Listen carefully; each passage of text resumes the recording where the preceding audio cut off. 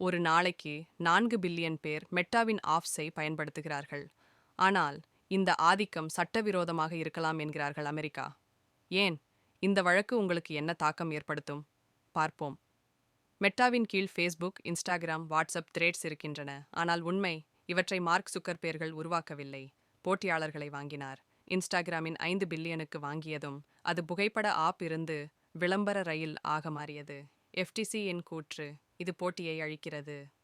இந்த வழக்கு 2020இல் ட்ரம்ப் காலத்தில் தொடங்கப்பட்டது. பைடன் காலத்தில் மீண்டும் திறக்கப்பட்டது. FTC-யின் கூற்று, மெட்டா போட்டியாளர்களை வாங்கி அடக்குகிறது. 90களில் மைக்ரோசாப்ட் செய்தது போல. தீர்வு, மெட்டாவின் ஆப்ஸை பிரிக்க வேண்டும். 2010இல் இன்ஸ்டாகிராமில் விளம்பரம் இல்லை. இப்போது 30% விளம்பரங்கள்.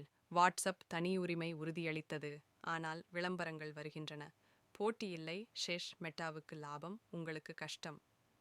மார்க் சுக்கர்பெர்கல் இந்த வழக்கை பாதிக்கும் அரசியல்வாதிகளுக்கு பணம் தருகிறாரா? உண்மை என்றால் தீர்ப்பு நியாயமாக இருக்குமா?